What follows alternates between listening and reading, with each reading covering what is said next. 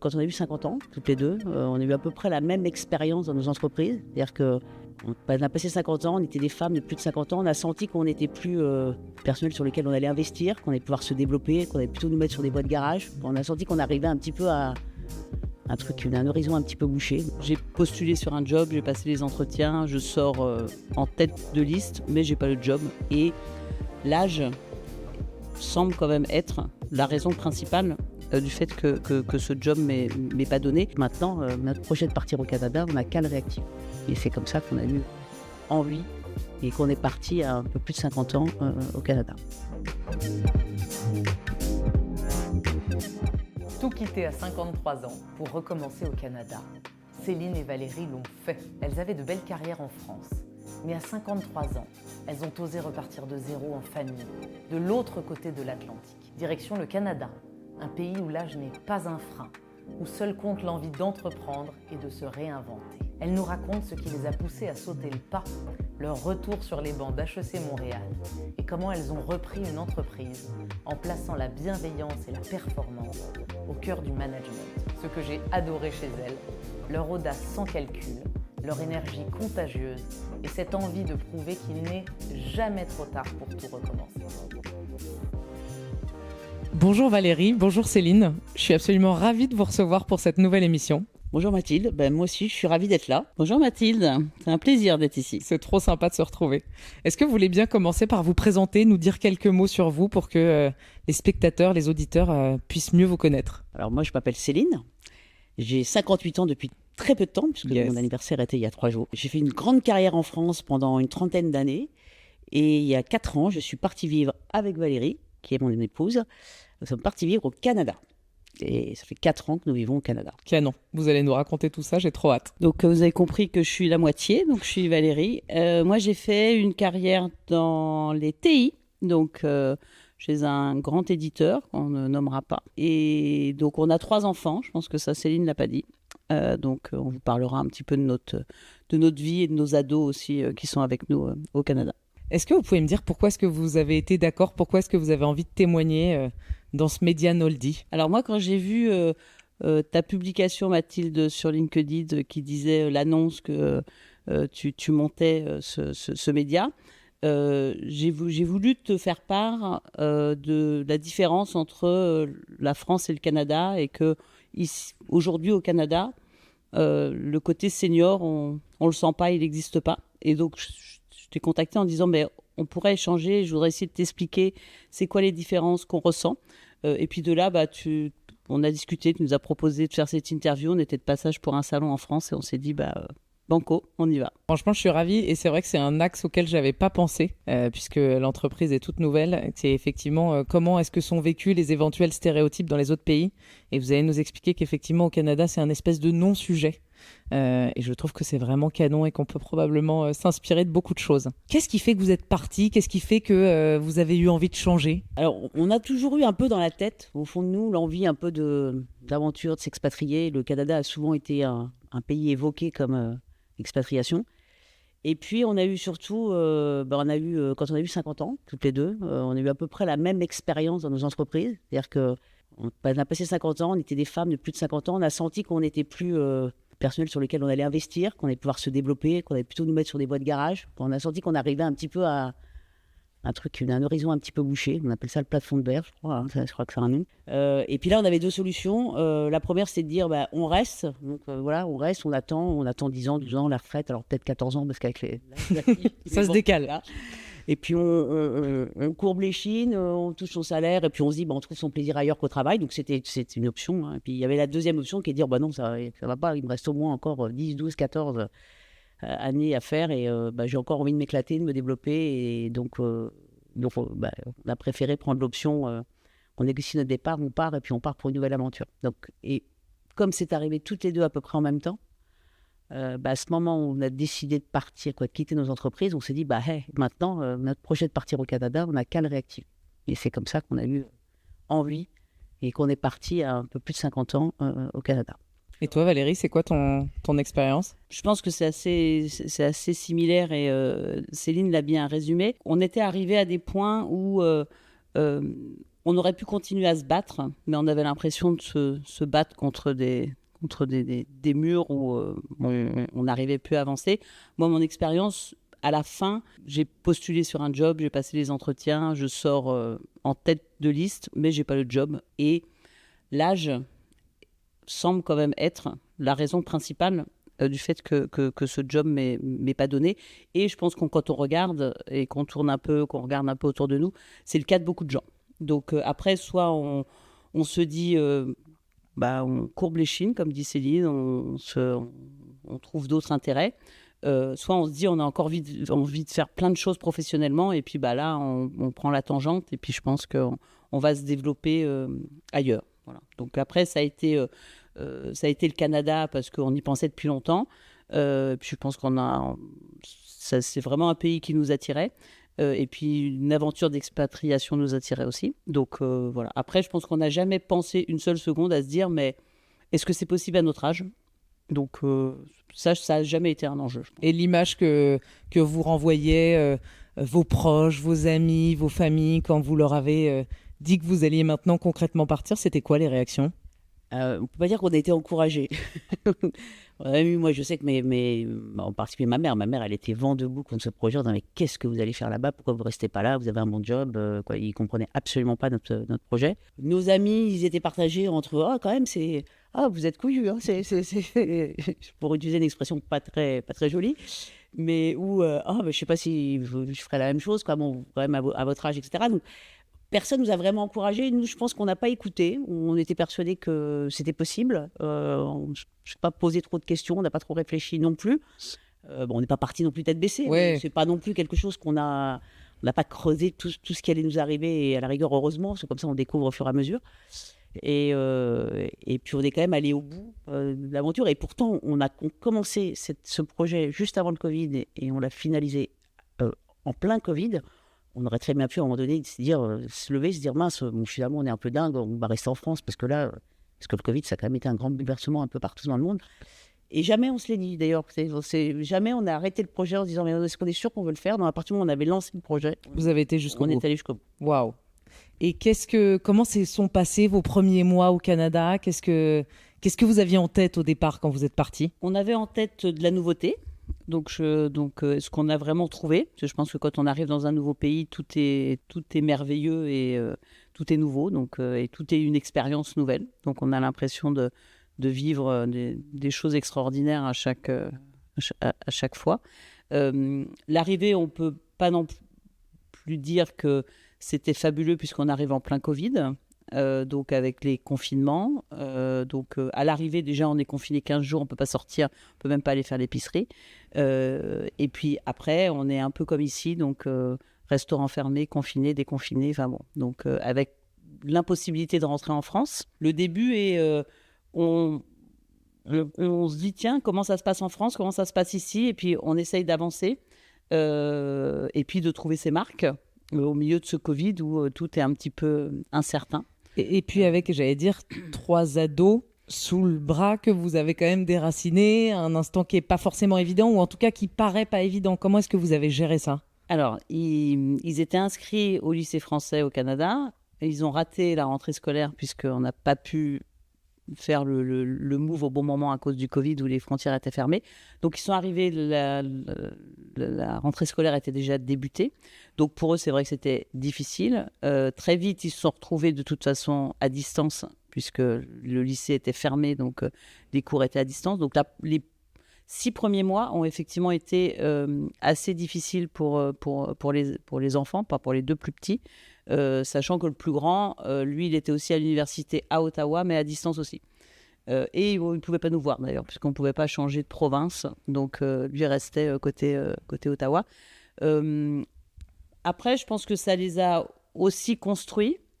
Et puis, ils avaient quand même fait le début de Covid en France. Donc, ils pouvaient comparer les confinements dans les deux pays. Et puis, assez vite après, ils ont trouvé leur marque. Et même si... je pense qu'on les a un peu poussés dans le grand bain, dans l'eau voilà.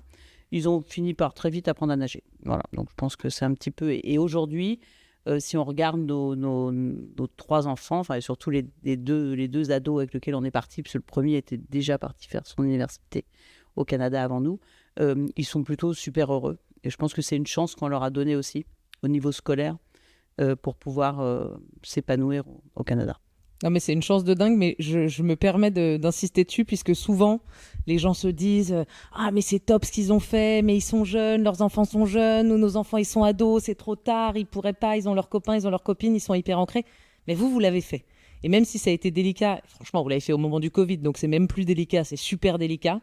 Avec 2 plus jeunes ados et un plus grand, le résultat des courses quelques années plus tard, c'est quand même que c'est hyper bénéfique. Je trouve que c'est important de le souligner. Non, mais c'est vrai que ça n'a pas été évident, mais en même temps, ils étaient ados. Ça a été tendu, mais je pense que ça aurait été tendu aussi en France. Mais c'est tendu partout. Donc c'est pas parce qu'on était au Canada que c'était tendu. Après, c'est vrai que moi, j'ai le souvenir quand même, on est revenu, je sais pas, 1 an après notre départ au Canada, on était revenu en France et on a dîné avec une copine qui est psy et qui m'avait dit il y a 2 choses qui sont, pour un ado, les 2 choses les pires qui peuvent lui arriver, c'est de perdre un parent ou c'est de déménager. Donc je me suis dit, là, quand elle m'a dit ça, je me suis dit, mince, qu'est-ce qu'on a fait? Est-ce qu'on a bien fait de les emmener avec nous? Bon, aujourd'hui, maintenant ça me fait rire. Sur le coup, ça m'a fait un peu bizarre. Maintenant, ça me fait rire parce que je trouve qu'ils vont bien. Ils ont trouvé leur voie. Après, est-ce qu'ils resteront au Canada? On n'en sait rien. Ils vont peut-être revenir en France ou aller ailleurs, mais je pense qu'on leur a donné ils se rendent compte, je pense qu'on leur a donné une corde supplémentaire à leur arc et qui leur a ouvert d'autres opportunités, d'autres possibles. Donc après, notre fille, elle reste nostalgique de Paris. Peut-être qu'elle reviendra à Paris, mais ça, à la rigueur, tant mieux. Et puis ça ne lui empêchera pas d'aller au Canada et de faire des allers-retours entre la France et le Canada. Ouais, mais vous avez ouvert une voie.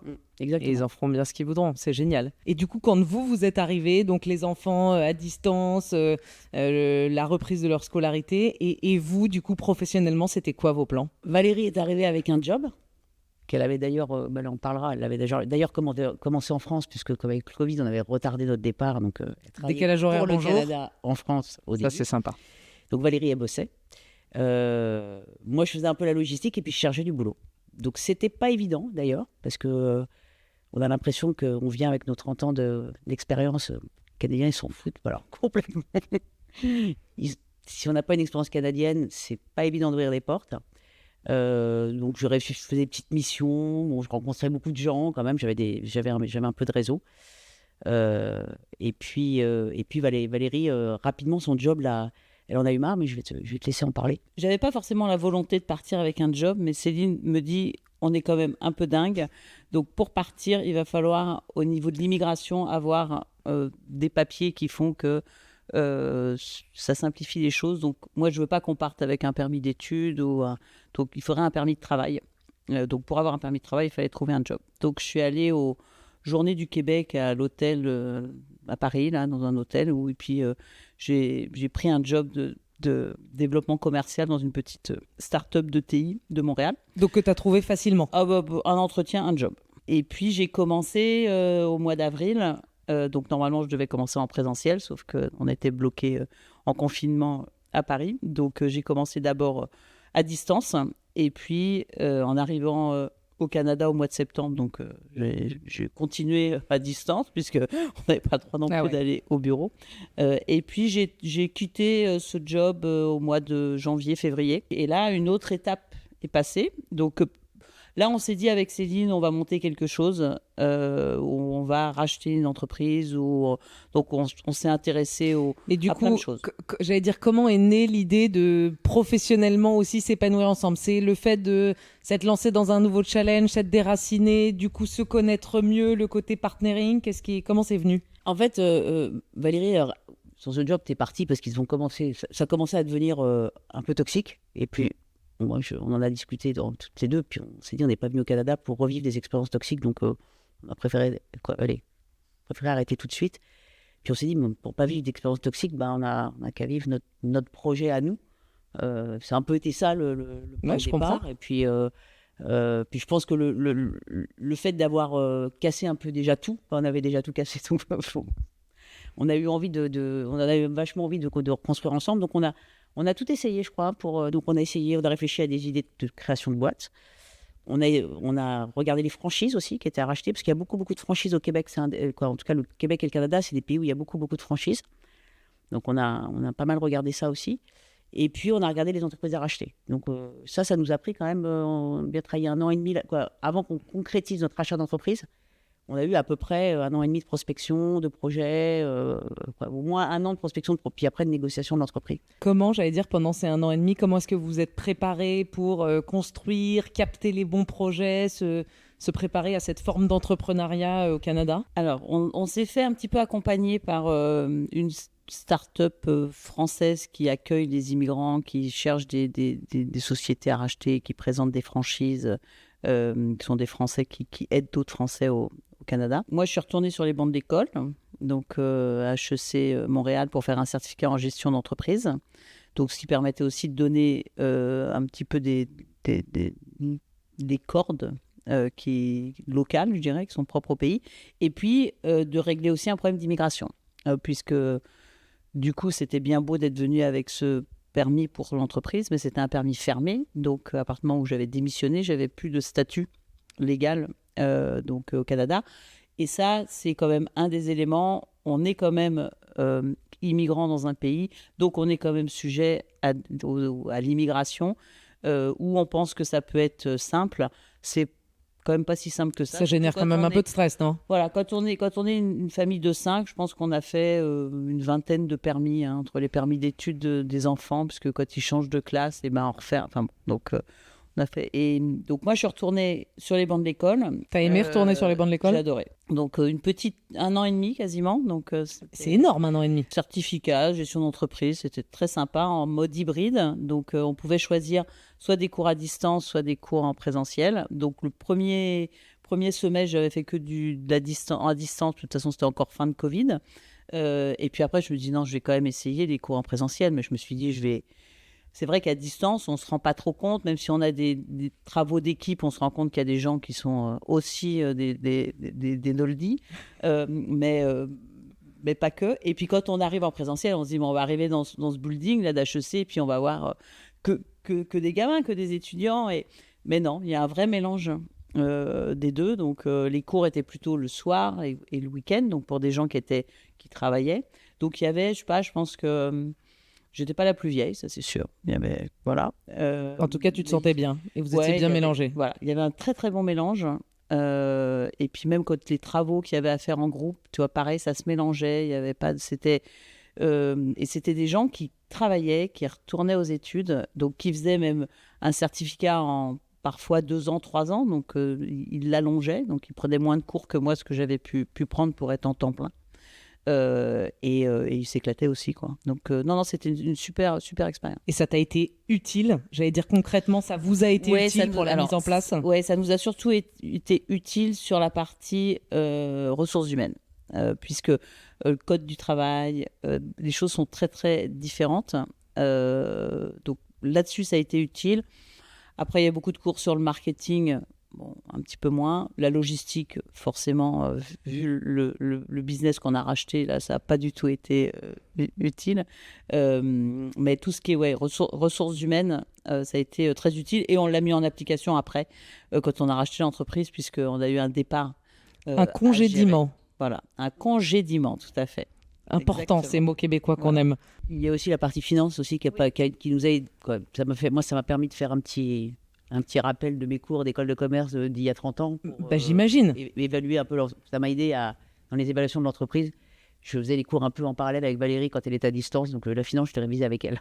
C'est un peu le nerf de la guerre. Donc, Et comment vous avez choisi l'entreprise que vous avez reprise? Après avoir fait le tour des franchises, après avoir regardé comment créer une entreprise, en étant comme ça, française, pas intégrée dans le milieu canadien, c'est très difficile, je pense, la création. On s'est dit, on va plutôt racheter. Donc, il y a beaucoup d'entreprises qui cherchent de la relève au Québec. Donc, l'État, le gouvernement, a financé quelque chose qui s'appelle le CETEC, qui est le Centre de transfert des entreprises québécoises.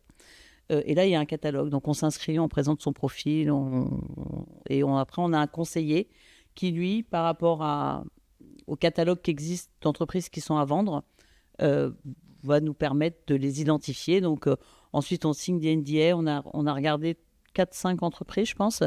On est allé jusqu'à faire une revue d'état financier sur 2.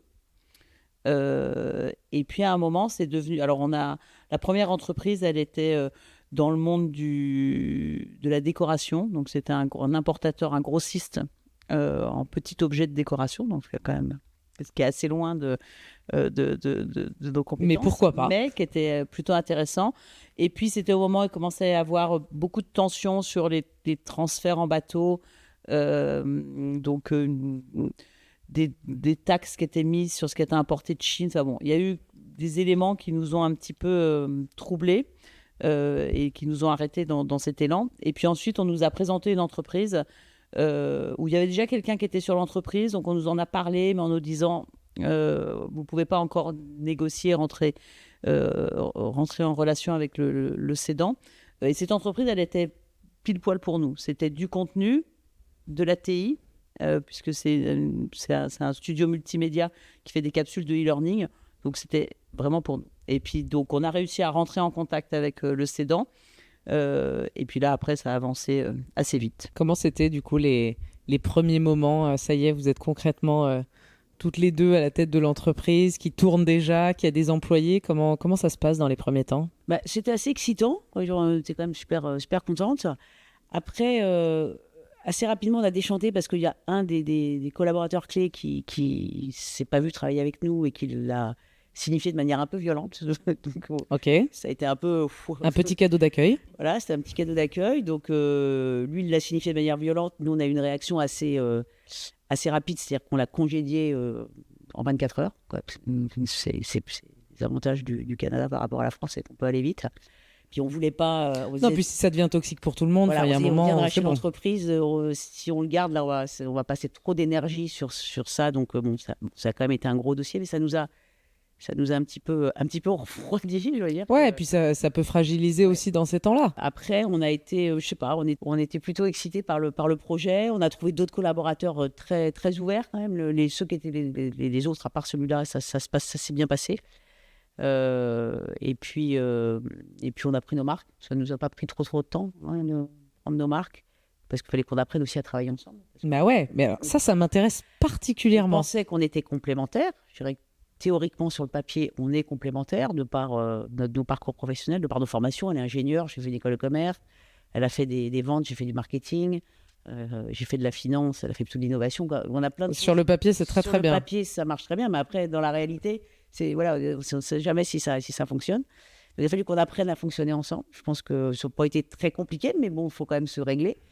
Le principe, c'est qu'on travaille dans le même bureau et on entend tout ce que l'autre dit. Donc en plus, on est complémentaires, mais aussi interchangeables. C'est-à-dire qu'on est capable de reprendre l'autre sur un dossier si elle a une urgence ou de répondre à un courriel à sa place, etc. Donc ça, c'est aussi super important parce qu'on a un circuit de décision super court. On se tient super au courant. Puis ça se passe bien, quoi, je sais pas, ton sentiment. Nos ne va pas dire l'inverse.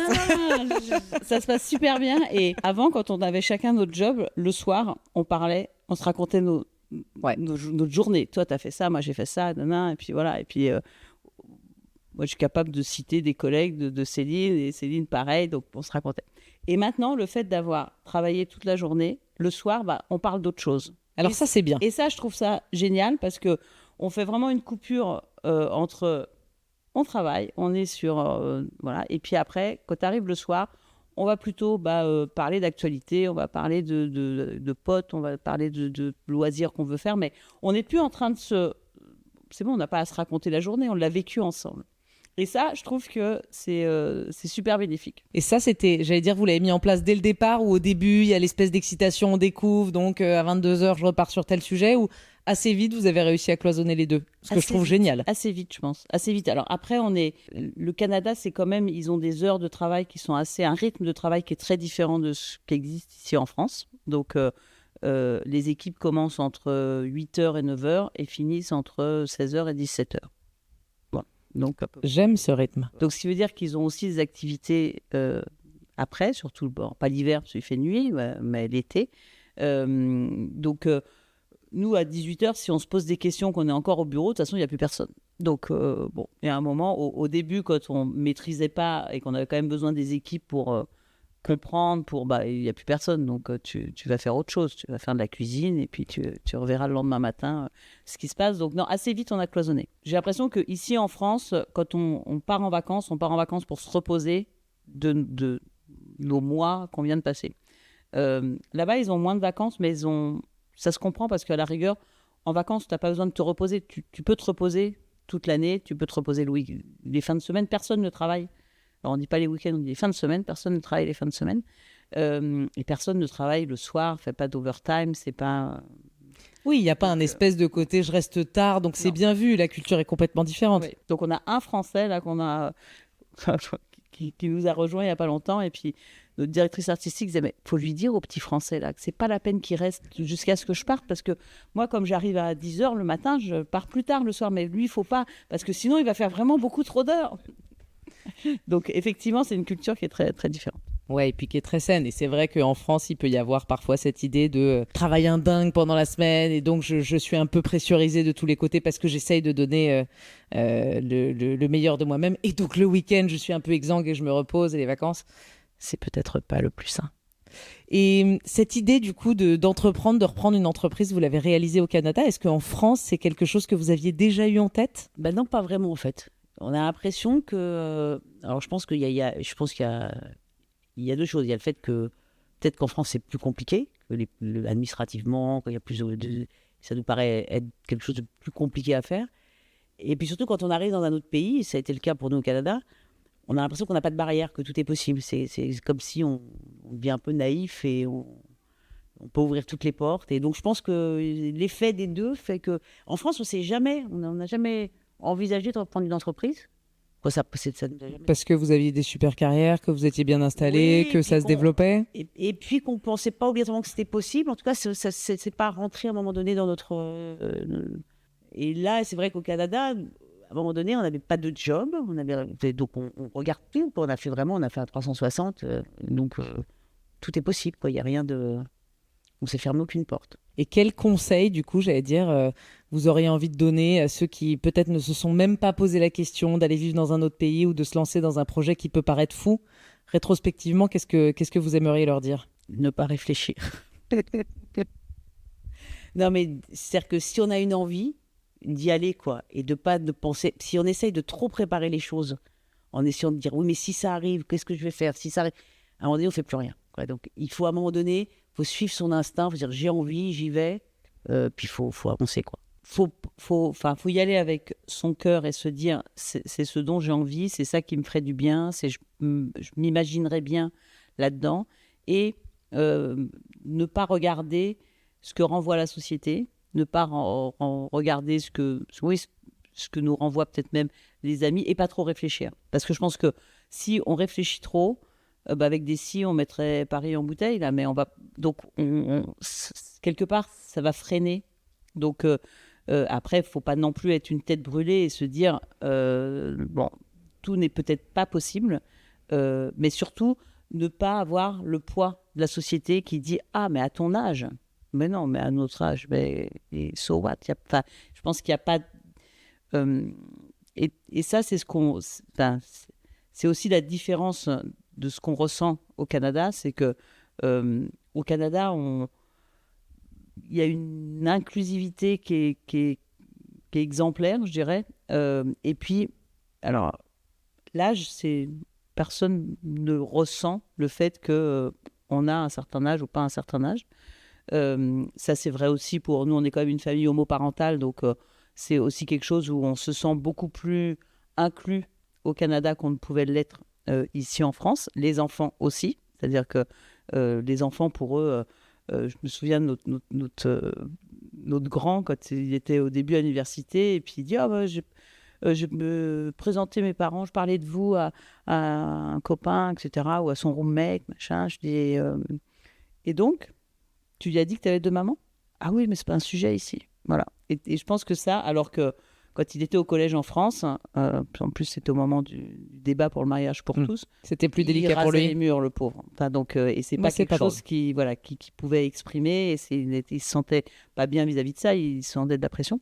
Et bon, c'est vrai que au Canada, pour ça, on est le bienvenu comme on est. Voilà. Et ça, je pense que ça vaut pour la partie Noldi, ça vaut pour tout type de différence, hein, ou de minorité ou quoi ou qu'est-ce.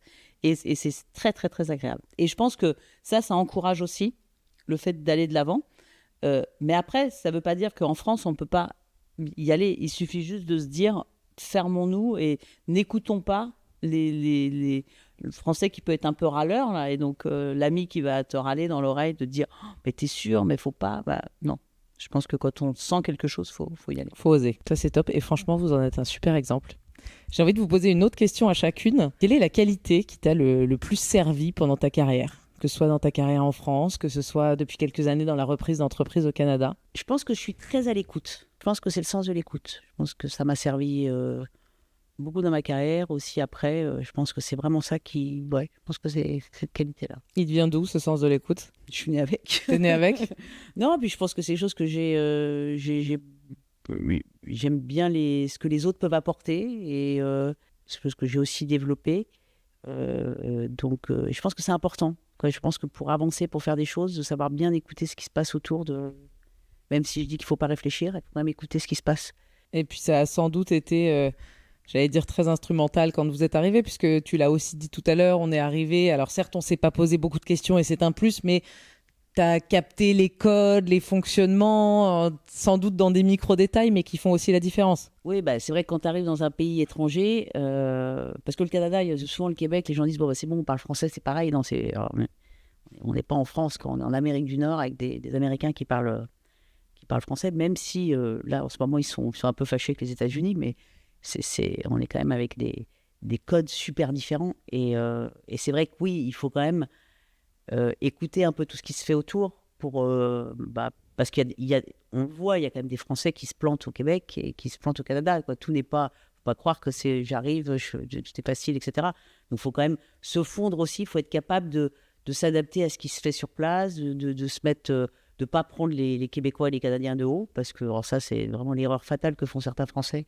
Ok. En arrivant, en disant, nous on sait tout, on a tout vu, on a tout vécu, on va vous expliquer, vous êtes nos cousins, et ce qui n'est pas le cas, ce qu'ils aiment pas du tout ça. Mais ça, je comprends, moi, à leur place. Être pris de haut. Ouais. J'ai l'impression que personne n'aime, non ? Je pense que c'est un peu normal. Mais les Français, en général, le font beaucoup, c'est les Québécois. Ok. Avec un petit sourire sur leur accent. Parce que pour nous, au Québec, c'est nous qui avons un accent. Hein, c'est pas eux, quoi. Bah, bien sûr. Donc, d'ailleurs, ils nous le rappellent. On leur dit que malheureusement, on n'arrivera jamais à faire leur bel accent. Ça, on cachera jamais nos origines. Ça, je pense que c'est... Mais donc, oui, je pense que c'est important quand on décide de s'expatrier, de comprendre, et donc le sens de l'écoute est super important. Moi, je pense que c'est mon sens de l'action, ou le côté un peu fonceur Moi, je vais plus être dans l'action que dans la réflexion, donc c'est bien, c'est un peu la tête et les jambes, on pourrait dire, même si c'est un peu péjoratif pour moi d'être les jambes, mais... donc, non, c'est super. Voilà. Donc, mais je suis... Parfois, je vais trop vite même. Donc, je pense que je suis plutôt quelqu'un qui veut avancer. Je pense que d'être toujours dans l'action, c'est quelque chose qui, je pense, m'a servi aussi. Parce que quelque part, c'est de dire t'avances. Et puis, bah, oui, tu réfléchis pas trop. Et puis, tu fais avancer les choses. Tu essayes de faire que... quand j'ai pris une décision... Je le mets vite en action. Tu déroules. Je déroule. C'est pas que j'ai décidé, puis après, je vais y réfléchir et revenir, et puis savoir, non, c'est décidé, hop, après, on agit. Et donc, je suis effectivement... Céline me dit souvent, mais tu t'es sûr, on va si vite ? Oui, on va si vite. Bien sûr. Donc, c'est décidé, on y va, et puis je pense que c'est ça ma... T'as toujours été comme ça, Valérie ? Toujours été comme ça. Petite fille et tout, c'était déjà comme ça, fonceuse ? Ouais, toujours. J'ai l'impression qu'elle approuve. J'approuve complètement. Et d'ailleurs, quand on s'est paxé, nos amis nous ont fait des petits sketchs. Et on en a une d'ailleurs qui nous avait appelé les qui dit qui font. Mais c'était surtout vrai pour Valérie. On est des qui dit qui font. Celle qui disait qui réalise après. Quel conseil, on a parlé du conseil que vous aimeriez donner, si vous parliez, toi Céline, à la Céline qui a 25 ou 30 ans, toi Valérie, à la Valérie qui a 25 ou 30 ans, vous lui diriez quoi à cette jeune femme ? Peut-être de ne pas attendre 52 ans pour partir au Canada. Non, mais après, je ne regrette pas du tout la carrière que j'ai faite en France avant, etc. Mais je trouve que ça nous apporte tellement, cette expatriation. Tu vois, au niveau de... On a l'impression qu'on a enlevé Des sparadraps, Ouais, et puis des couches d'internet qu'on se mettait. Donc, moi, je pense que ça m'aurait peut-être plu finalement de m'expatrier dans plus de pays que ça. Mais bon, maintenant, là, je pense qu'un pays, ça va. Surtout que maintenant, on est jeune grand-mère quand même. Ça, c'est génial. Donc, on a une petite fille au Canada. Donc, je pense qu'on va pas non plus partir trop loin du Canada. Parce que je pense que notre fils aîné, c'est sûr qu'il va rester. Il a l'air bien. Lui, même s'il n'a pas encore la citoyenneté, il va la demander, mais il se sent vraiment déjà canadien. Donc, ouais, ça serait ça. Ça serait de me dire, peut-être de. Moi, je me dis, à l'époque, quand j'ai fait mes études, les échanges universitaires à l'étranger, ça commençait tout juste. C'était vraiment vraiment le début. Je me dis, je pense qu'aujourd'hui, si à 25 ans, tu vois, vraiment de partir à l'étranger, de faire des expériences à l'étranger. Voilà, je pense que c'est ça que je me serais dit, si je devais faire autre chose différemment. Après, je ne regrette rien de ce Bien sûr, il est super le chemin. Moi, je ne changerais pas grand-chose. Voilà, parce que je pense que j'ai l'impression d'avoir toujours vécu ce que j'avais envie de vivre. Donc, oui, peut-être de partir plus tôt, mais on l'aurait peut-être vécu différemment. Donc non, je dirais que je ne ferais pas grand-chose différemment. Voilà, je pense que c'est à peu près ça ce que j'ai à dire. Et j'espère continuer à faire encore plein de choses dans les 30 ans bien sûr. Reste, ou 30, 40. Voilà, on verra. Qu'est-ce que tu as envie de faire, toi, Valérie? Qu'est-ce que vous avez envie de faire ensemble dans les années à venir? C'est quoi les jolis projets? Là, on a envie de développer un peu cette entreprise avec comme objectif de prouver qu'on est capable d'innover, de travailler dans un environnement sain, de faire des belles choses sans pression et puis d'avoir quand même quelque chose qui est rentable. Mais l'objectif n'est pas de multiplier par 10 le chiffre d'affaires. Le truc, c'est de rendre quelque chose rentable avec des beaux produits et puis une équipe où il va y avoir, parce que c'est un peu ce qu'on arrive à avoir aujourd'hui, un bon équilibre entre la vie personnelle et la vie professionnelle, une envie de travailler, d'innover, de créer. Donc ça, je pense que voilà, c'est d'amener cette entreprise, de la développer, d'essayer de peut-être trouver une relève interne. Ça, ce serait notre rêve, qui est de dire comment on arrive à transmettre aux équipes qui sont là, et puis de sortir tout doucement pour s'occuper de nos petits-enfants, de voyager, de voir les amis, et puis de continuer à découvrir tous les beaux sports qu'on peut faire au Canada, parce que c'est vrai que la nature, c'est tellement... C'est assez magnifique, et puis c'est... Ne serait-ce que la vue de votre bureau, là, la dernière fois tu avais tourné la caméra, ça avait l'air vachement sympa. Voilà. Donc là, l'hiver, on est dans un chalet sur un lac pour travailler. C'est vrai que le midi, tu prends les raquettes, tu vas faire un petit tour sur le lac. Donc voilà, donc c'est de profiter aussi. On ne connaît pas beaucoup le Canada parce qu'on est arrivé en plein Covid. Aujourd'hui, quand on voyage, on essaye de revenir surtout en France pour voir la famille, pour voir les amis. Et puis, c'est tellement grand, c'est tellement magnifique. On aimerait bien aussi aller un petit peu dans toutes les provinces pour découvrir plus que le Québec, qu'on connaît un peu le Québec, un peu l'Ontario, mais c'est quand même très très peu par rapport à tout ce qu'il y a à voir. Et toi, Céline, tu es en accord avec ça? J'ai l'impression que vous en avez un peu discuté. Oui, tout à fait. Ouais, c'est vrai que non, mais c'est vrai que là, pour l'instant, on est dans le développement de la boîte, mais plutôt dans le développement, comme le disait Valérie. L'idée, c'est pas d'en faire une multinationale, mais c'est vraiment de prouver qu'on peut faire rimer bienveillance et rentabilité.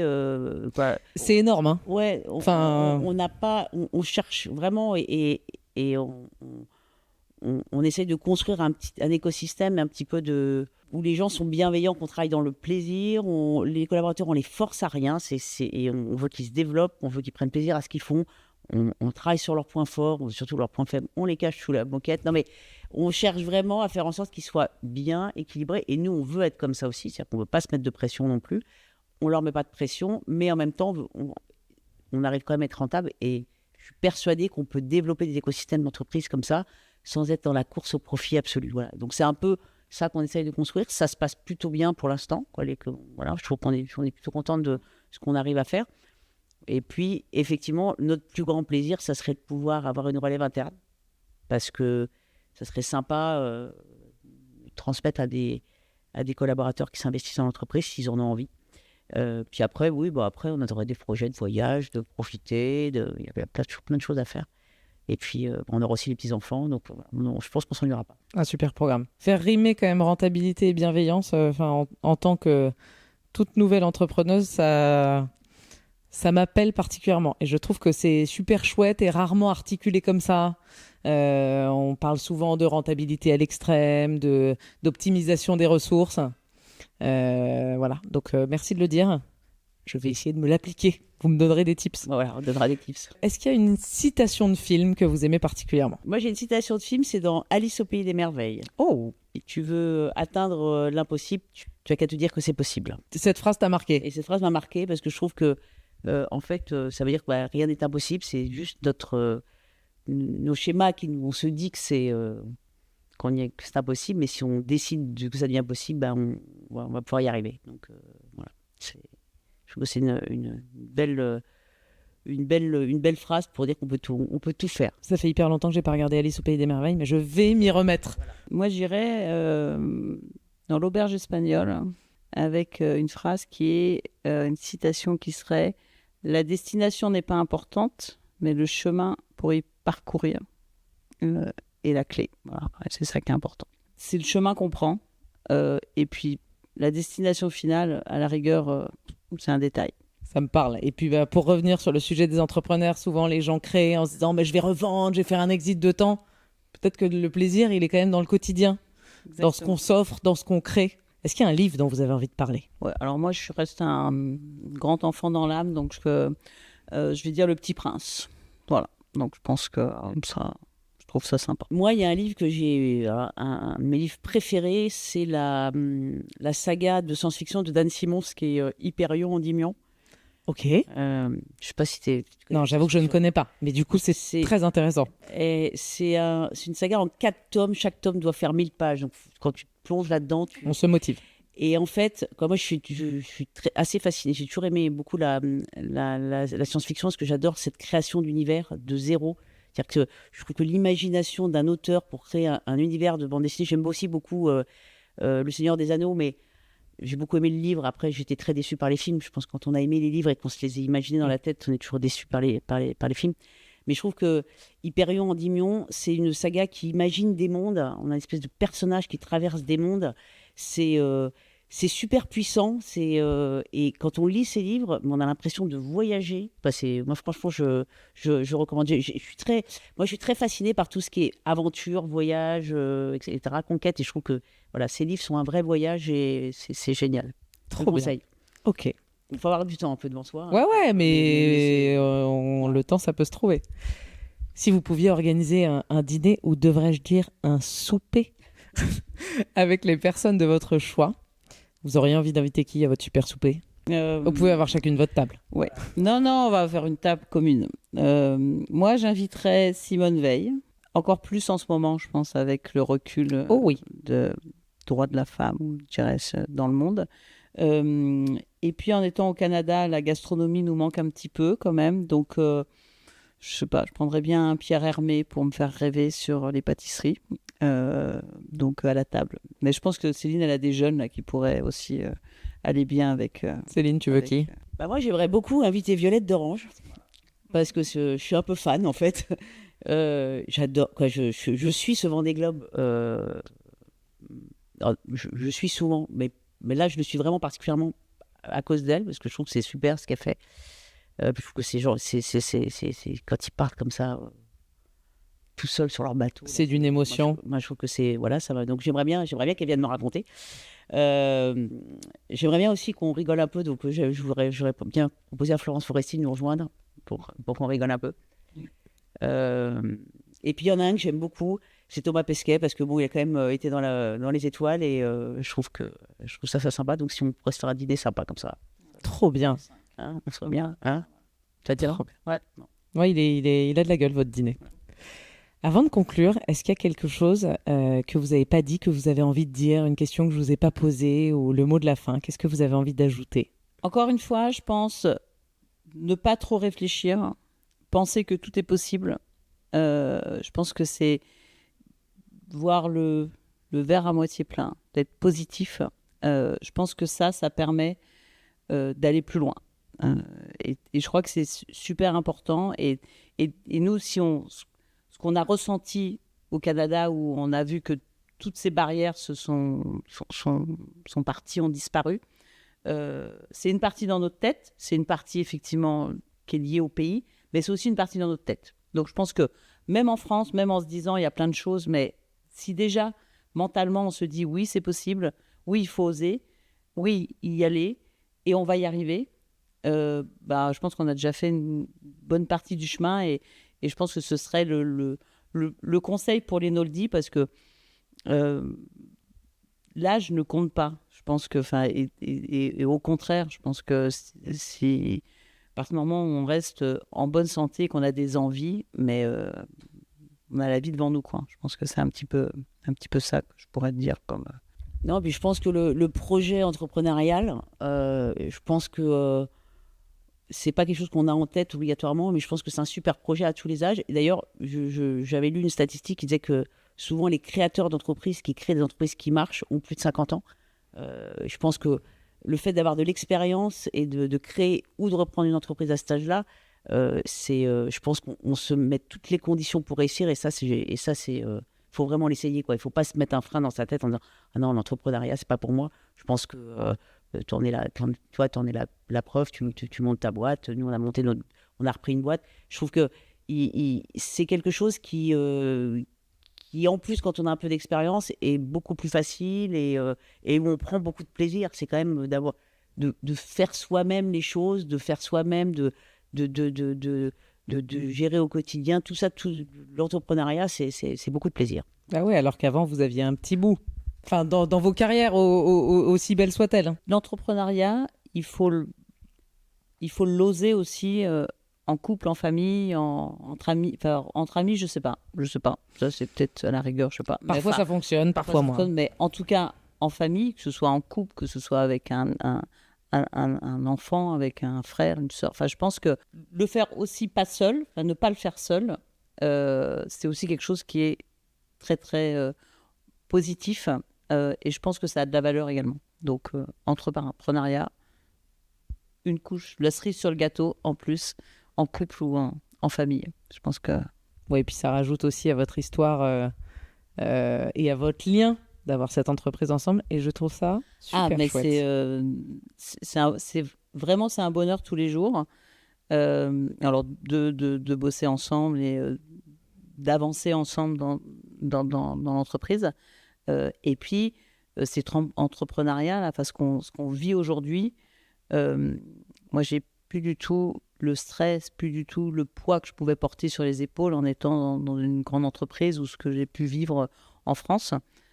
Et ça aussi, ça n'a pas de prix. Voilà. Je pense que c'est... Alors, est-ce que c'est lié à l'entrepreneuriat ? Est-ce que c'est lié au fait qu'on travaille en couple ? Est-ce que c'est lié au fait qu'on soit au Canada ? C'est sûrement un mix de tout ça, mais en tout cas, le résultat, il est super positif. J'étais absolument ravie de vous recevoir toutes les deux. Merci beaucoup d'être venues. Merci à toi, Mathilde. C'était un plaisir. Merci, Mathilde. Merci et à la prochaine. Merci d'avoir suivi cet épisode de Noldi is Trendy. Si ça vous a plu, dites-le nous sur YouTube. Abonnez-vous, likez, commentez et partagez. Ça fait toute la différence. Sur les plateformes de podcast, un abonnement et 5 étoiles, c'est le meilleur moyen de nous soutenir. Et surtout, rejoignez le mouvement. L'expérience n'a jamais été aussi tendance. À très vite pour un nouvel épisode inspirant.